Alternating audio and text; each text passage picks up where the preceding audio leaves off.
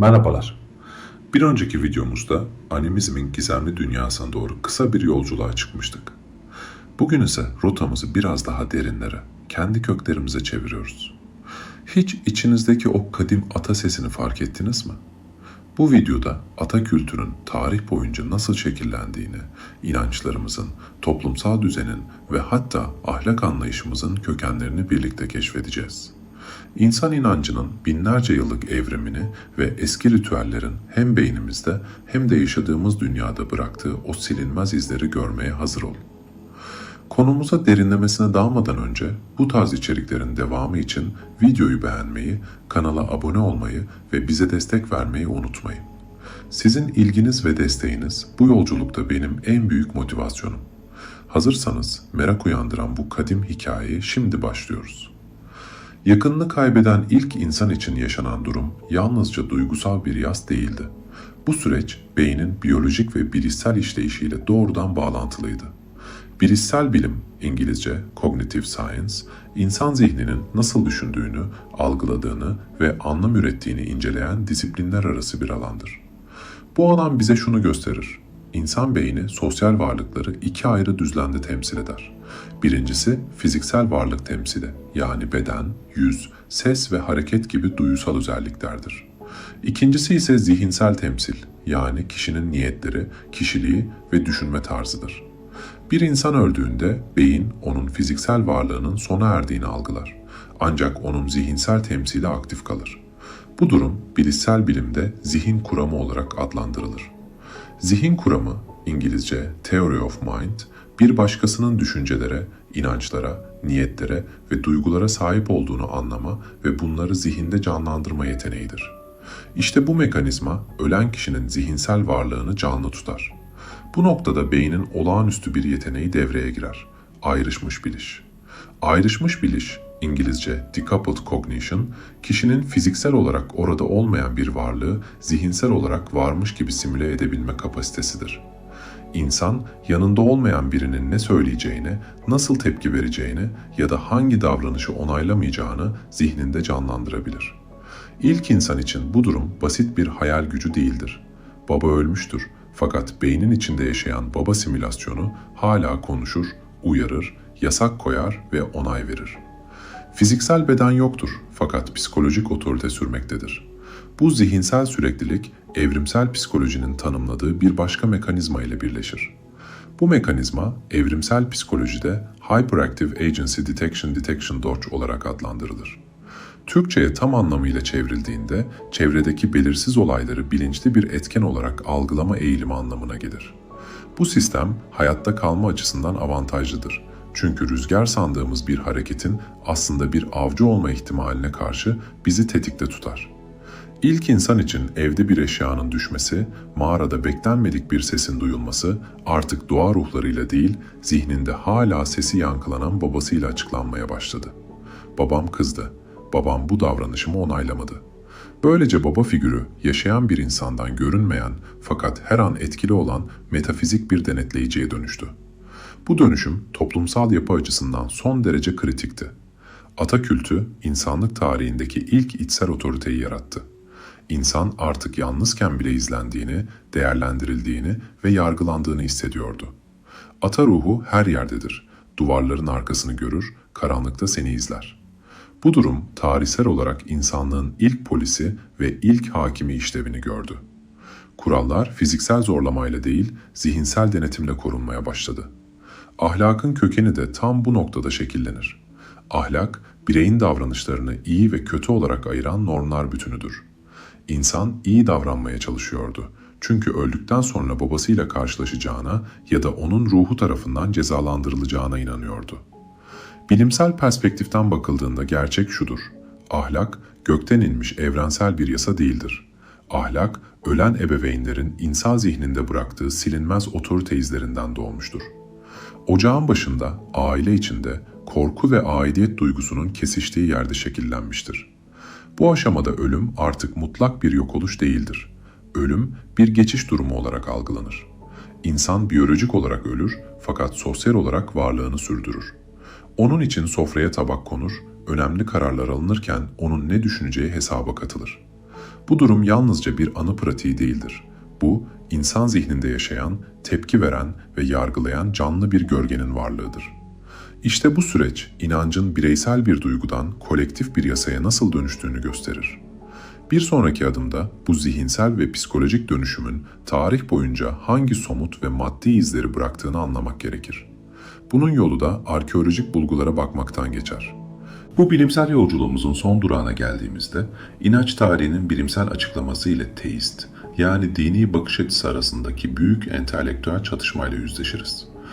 Ata kültü ve onun tarihsel evrimi üzerine teist düşünürlerin öne sürdüğü argümanlar ile modern antropoloji, arkeoloji ve bilişsel bilimin bu argümanlara verdiği kanıta dayalı yanıtlar, insan düşüncesinin en derin katmanlarına dokunur. İnanç tarihini bilimsel ölçütlerle açıklamaya çalıştığımızda, özellikle semavi dinlerin savunucuları bu yaklaşıma güçlü itirazlar yöneltir. Onlara göre insan inancının biyolojik ve toplumsal temellerden başlayarak metafizik yapılara doğru aşağıdan yukarıya evrilmesi fikri yanlıştır.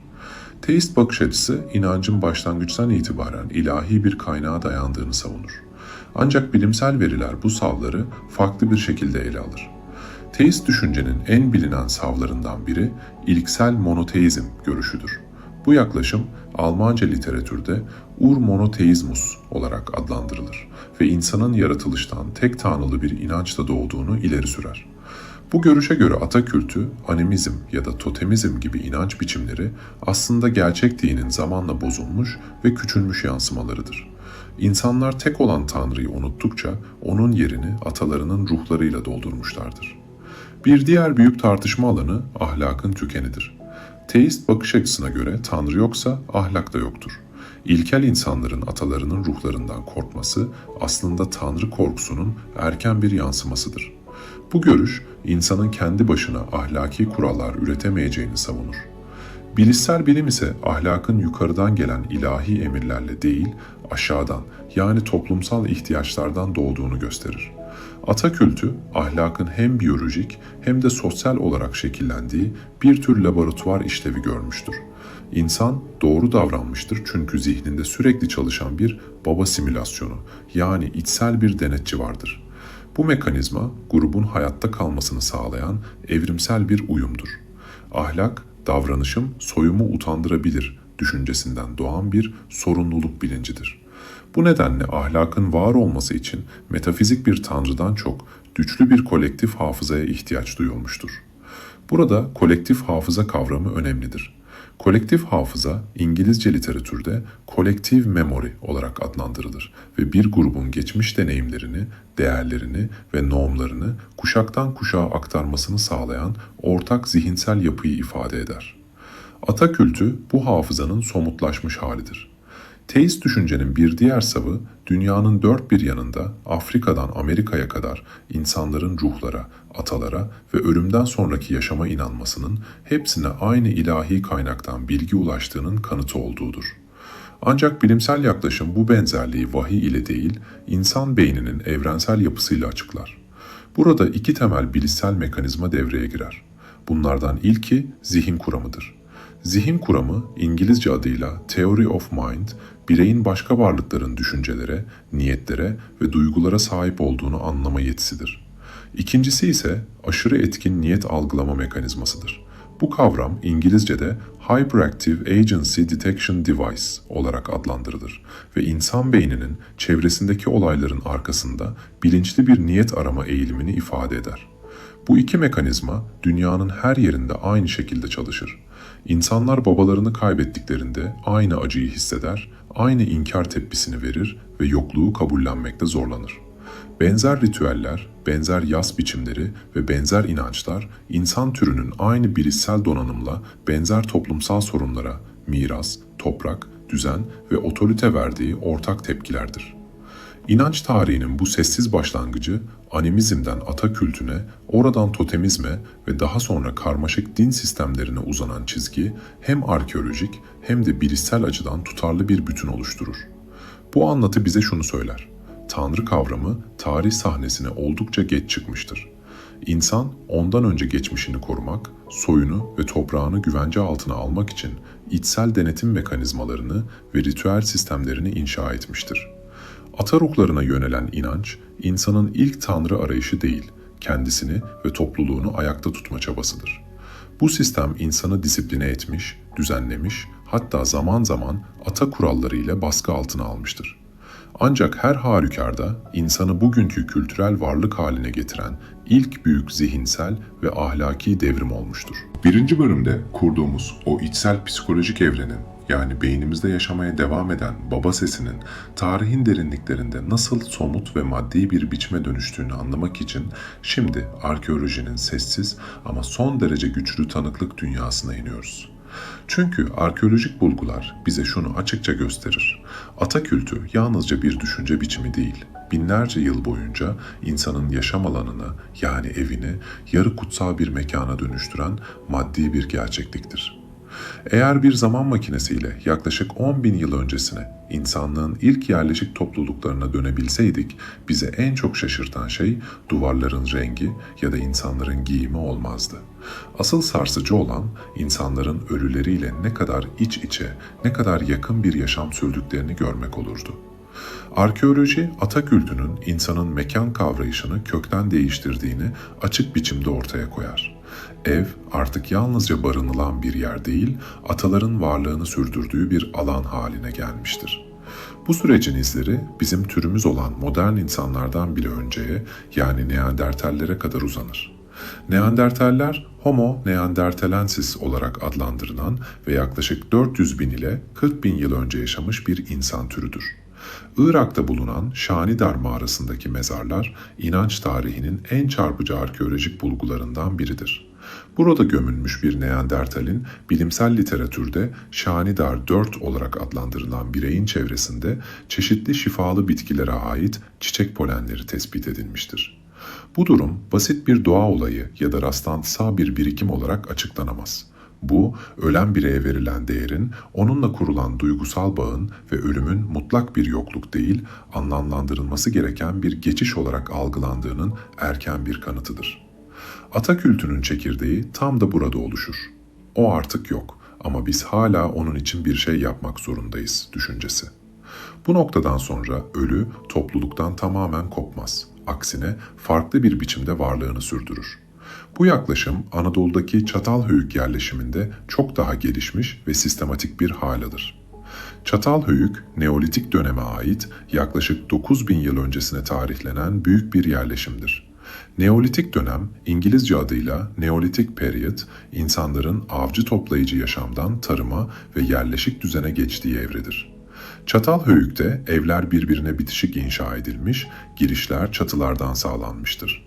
Ancak asıl dikkat çekici olan evlerin tabanının altındadır. İnsanlar ölülerini, özellikle aile büyüklerini yaşadıkları odaların tabanının altına, oturdukları ve uyudukları platformların hemen altına gömmüşlerdir. Bu durum son derece çarpıcı bir psikolojik gerçeği yansıtır. Sen yemek yerken, uyurken ya da çocuğunla oynarken babanın kemiklerinden yalnızca birkaç karış yukarıdasındır. Bu insanlar için ölü başka bir dünyaya gitmiş bir varlık değildir. O hala evin temelidir, ocağın koruyucusudur. Arkeolojik bulgular bazı mezarların daha sonra yeniden açıldığını, kafataslarının çıkarıldığını ve belirli zamanlarda ritüel nesnesi olarak kullanıldığını göstermektedir. Ritüel, İngilizce karşılığıyla ritual, belirli bir anlam yüklenmiş, tekrarlanan sembolik davranışlar bütünüdür. Buradaki amaç, atanın fiziksel varlığını gündelik yaşamın içine geri çağırmaktır. Bu eğilim, Filistin'deki Yeriko kazılarında çok daha net bir biçimde görünür. Yeriko, dünyanın bilinen en eski yerleşimlerinden biridir. Burada bulunan alçıyla kaplanmış kafatasları, insanlık tarihinin en sıradışı buluntularındandır. Neolitik dönem insanları, ölen atalarının kafataslarını bedenlerinden ayırmış, daha sonra bu kafataslarının üzerine kil ya da alçıyla yüz hatlarını yeniden şekillendirmiştir. Göz çukurlarına deniz kabukları ya da sedef yerleştirilmiştir. Bunun amacı son derece nettir. İnsan beynindeki zihin kuramı sistemini tatmin etmek. Zihin kuramı, İngilizce adıyla Theory of Mind, başka bir varlığın bilinç, niyet ve duygu sahibi olduğunu algılama ve onun zihinsel durumlarını hayal edebilme yeteneğidir. Ata öldükten sonra bile onun yüzünü evin bir köşesinde görmek, onunla göz göze gelmek, beyindeki içsel otoriteyle kurulan bağı güçlendirir. Bu kafatasları insanlık tarihinin ilk portreleri, hatta ilk ikonaları olarak kabul edilir. Artık ata soyut bir ruh değil, evi gözeten, düzeni koruyan somut bir bakıştır. Bu sürecin zirvesi ise Göbekli Tepe'de karşımıza çıkar. Göbekli Tepe yaklaşık 12 bin yıl öncesine tarihlenen ve bugün için bilinen en eski anıtsal tapınak komplekslerinden biridir.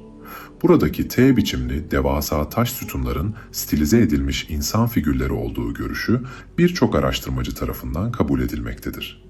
Bu sütunlarda kollar, eller ve kemer benzeri detaylar açıkça görülür. Bazı kuramlara göre bu figürler tek tek bireysel ataları değil, bütün bir topluluğun ortak atalarını, yani ulu ataları temsil eder.